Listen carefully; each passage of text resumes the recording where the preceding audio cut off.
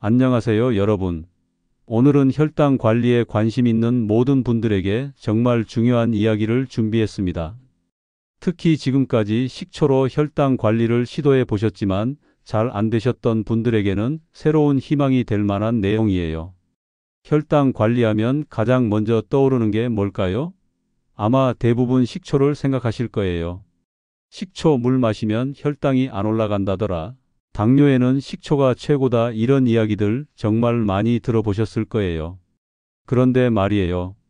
실제로 식초를 매일 꾸준히 드시는 분이 주변에 얼마나 계신가요?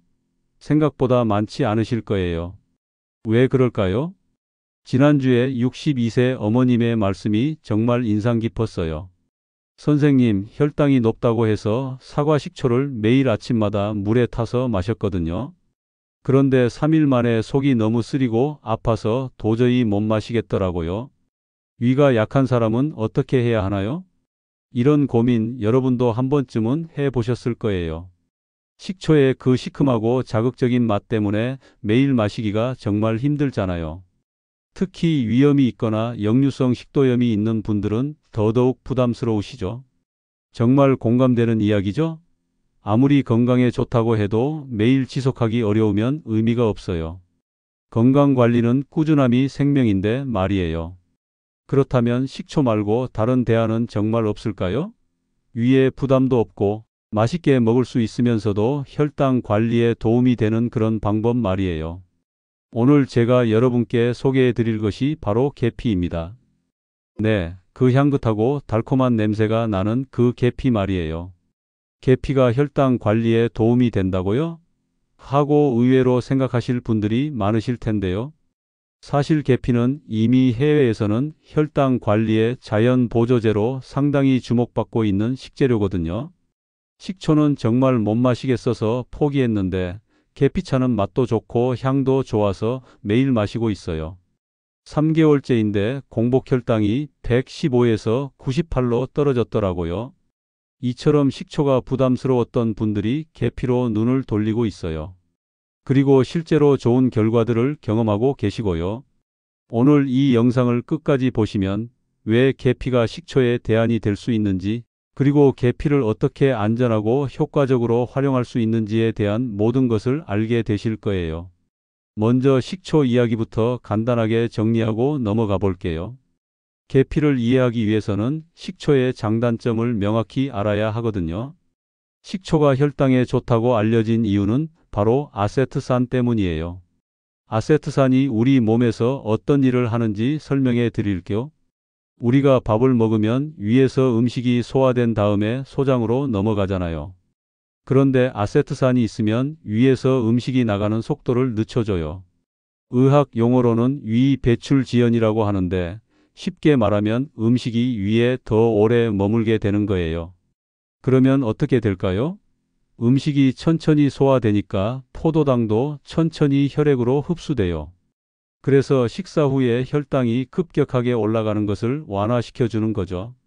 실제로 2004년 스웨덴에서 발표된 연구를 보면 흰빵과 함께 식초를 섭취한 그룹이 빵만 먹은 그룹보다 식후 혈당 상승이 평균 20에서 25% 낮게 나왔어요. 꽤 의미 있는 결과죠. 또 다른 연구에서는 식초를 식사 전에 마신 그룹에서 인슐린 민감성이 개선되었다는 결과도 나왔고요. 이런 연구들 때문에 식초가 혈당 관리의 대표적인 민간요법으로 자리 잡게 된 거예요. 그런데 여기서 문제가 시작되는 거예요.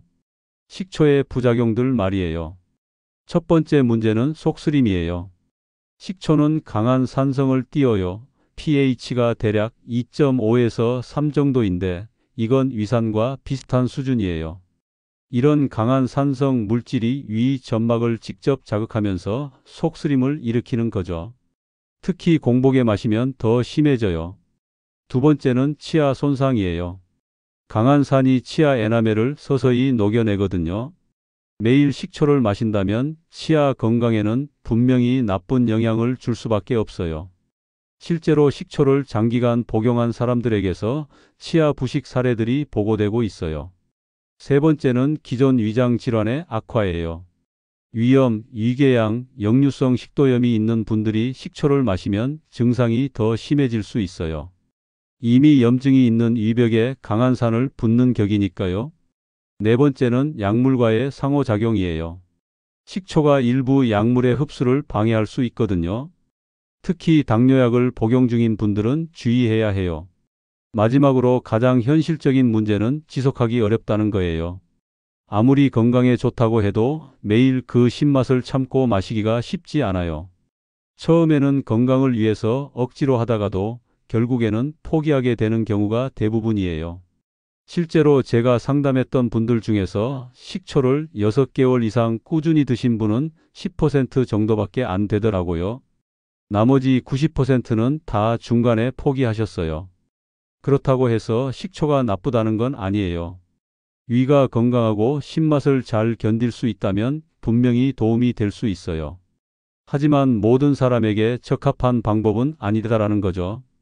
이제 드디어 오늘의 주인공인 계피 이야기를 해볼 시간이에요. 계피가 왜 식초의 대안이 될 수 있는지 과학적 근거와 함께 설명해 드릴게요. 먼저 계피의 주요 활성 성분부터 알아보겠습니다. 계피에는 시나물 알데하이드라는 성분이 들어 있어요.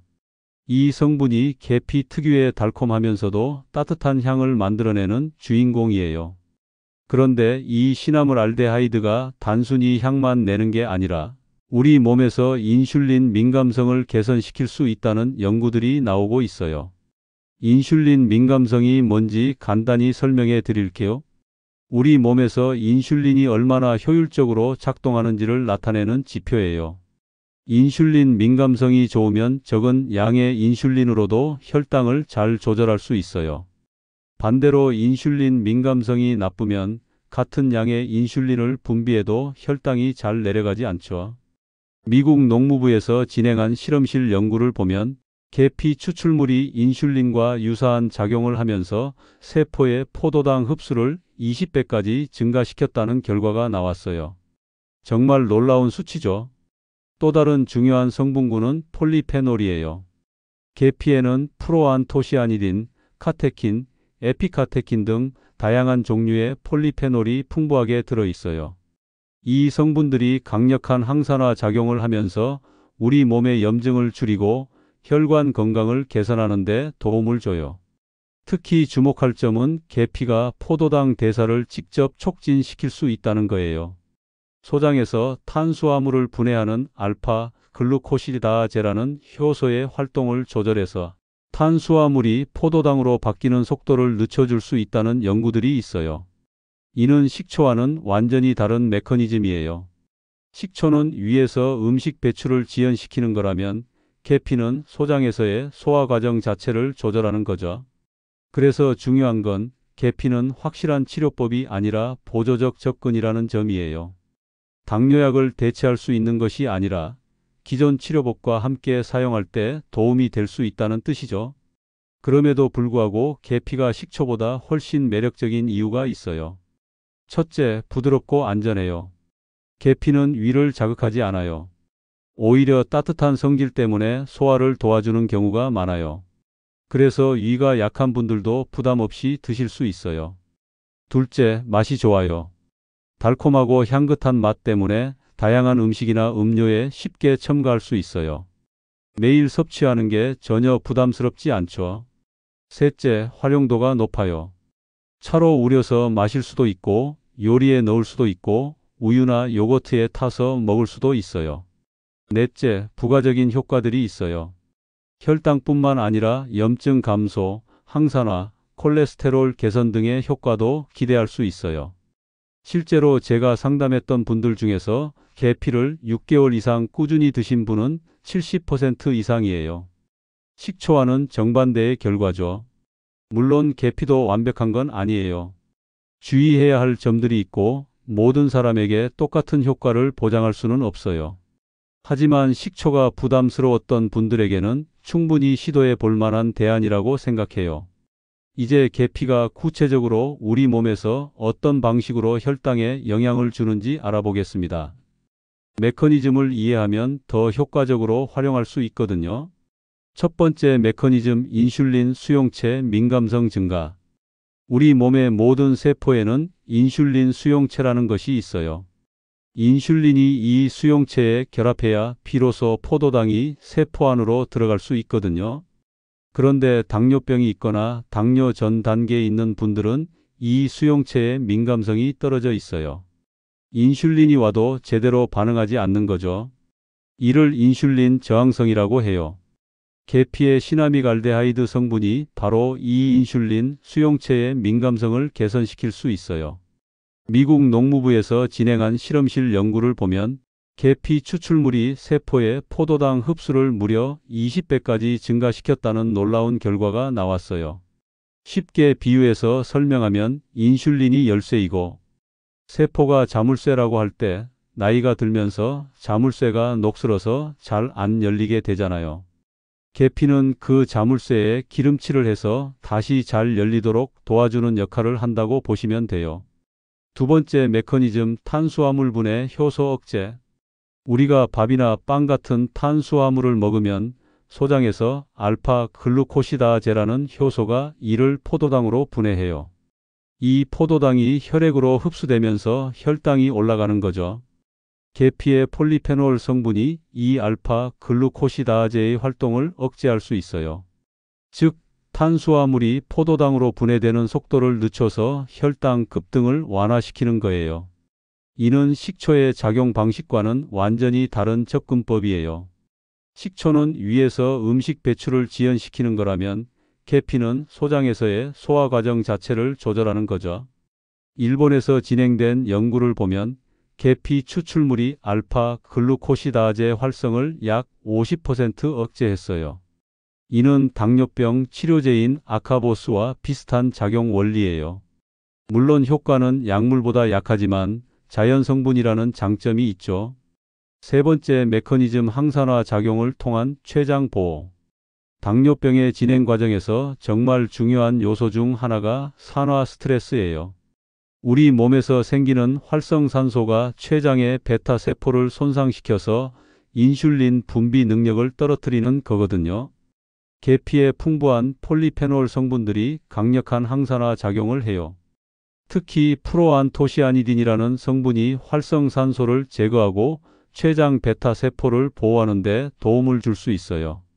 이를 쉽게 설명하면 우리 몸의 췌장이 계속해서 녹슬어가는 상황에서 계피가 방청제 역할을 해준다고 생각하시면 돼요. 중국에서 진행된 동물 실험을 보면 계피 추출물을 투여받은 당뇨병 쥐들이 그렇지 않은 쥐들보다 췌장, 베타세포의 손상이 훨씬 적었다는 결과가 나왔어요. 네 번째 메커니즘 지질대사 개선. 계피는 혈당뿐만 아니라 지질대사에도 영향을 줘요. 앞서 말씀드린 연구들에서도 콜레스테롤 수치 개선이 관찰되었잖아요. 계피의 시나미갈데하이드가 간에서 콜레스테롤 합성을 조절하는 리덕타제라는 효소의 활동에 영향을 줄 수 있어요. 또한 계피가 중성지방 수치를 낮추는 효과도 보고되고 있고요. 중성지방이 높으면 인슐린 저항성이 증가할 수 있거든요. 즉, 계피가 혈당과 혈중 지지를 동시에 관리하는 데 도움이 될 수 있다는 거예요. 다섯 번째 메커니즘 염증 감소. 만성 염증은 당뇨병의 진행과 정말 밀접한 관련이 있어요. 염증 수치가 높으면 인슐린 저항성이 증가하고 혈당 조절이 더욱 어려워지거든요. 계피의 항염 성분들이 염증성 사이토카인의 분비를 억제할 수 있어요. 이란에서 진행된 연구를 보면 계피를 12주간 복용한 그룹에서 염증 지표가 유의미하게 감소했어요. 실제로 관절염이 있으신 62세 어머님이 혈당 관리를 위해 계피를 드시기 시작했는데 3개월 후에 무릎이 훨씬 덜 아프다고 하시더라고요. 혈당뿐만 아니라 염증까지 개선된 사례라고 볼 수 있어요. 지금까지 계피의 좋은 점들을 많이 다뤘는데 이제는 안전하게 사용하기 위한 주의사항들을 정확히 알고 넘어가야겠어요. 아무리 좋은 것도 잘못 사용하면 독이 될 수 있거든요. 가장 중요한 주의사항은 쿠마린 과량 섭취예요. 앞서 말씀드렸듯이 카시아 계피에는 쿠마린이 많이 들어있는데 이게 장기간 과량 섭취되면 간에 부담을 줄 수 있어요. 독일에서 실제로 일어난 사례를 말씀드릴게요. 한 여성이 체중 감량을 위해 매일 카시아 계피를 6g씩 6개월간 복용했는데 간 효소 수치가 정상의 10배 이상 올라간 거예요. 다행히 계피 복용을 중단한 후 회복되었지만 정말 위험한 상황이었죠. 유럽식품안전청에서는 성인 기준으로 하루 쿠마린 섭취량을 체중 1kg당 0.1mg 이하로 권장해요. 60kg 성인이라면 하루 6mg 이하라는 뜻인데 카시아 계피 2에서 3g만 복용해도 이 양을 초과할 수 있어요. 그래서 제가 세이론 계피를 권하는 거예요. 세이론 계피는 쿠마린 함량이 0.0004%로 정말 낮아서 하루 10g을 먹어도 안전한 수준이거든요. 계피가 일부 약물과 상호작용할 수 있다는 점도 정말 중요해요. 특히 당뇨약과 함께 복용할 때는 각별히 주의해야 해요. 메트포민, 글리벤클라마이드 같은 당뇨약과 계피를 동시에 복용하면 혈당이 너무 많이 떨어져서 저혈당이 올 수 있어요. 실제로 제가 상담했던 한 분은 당뇨약과 계피를 함께 드시다가 밤에 식은 땀을 흘리며 깨어나신 적이 있어요. 혈당을 재봤더니 급격히 떨어져 있더라고요. 항응고제와의 상호작용도 조심해야 해요. 와파린 같은 혈액희석제를 복용 중이신 분이 계피를 많이 드시면 출혈 위험이 증가할 수 있어요. 계피에 들어있는 쿠마린이 와파린과 비슷한 작용을 하기 때문이에요. 고혈압약과도 상호작용 가능성이 있어요. 계피가 혈관을 확장시키는 효과가 있어서 혈압약과 함께 복용하면 혈압이 너무 떨어질 수 있거든요. 여러분, 오늘 정말 긴 시간 동안 함께 해주셔서 감사합니다. 식초가 힘드신 분들을 위한 대안, 계피의 모든 것을 살펴봤습니다. 오늘의 핵심 내용을 다시 정리해드리면 첫째, 계피는 식초보다 부드럽고 지속하기 쉬운 혈당 관리 방법이에요. 둘째, 세이론 계피를 선택해서 안전하게 사용하는 것이 중요해요. 셋째, 하루 1에서 2g 정도가 적정량이고 단계적으로 늘려가는 것이 안전해요. 넷째, 다양한 활용법으로 맛있게 지속할 수 있어요. 다섯째, 운동, 식습관 개선과 함께 할 때 더 큰 효과를 볼 수 있어요.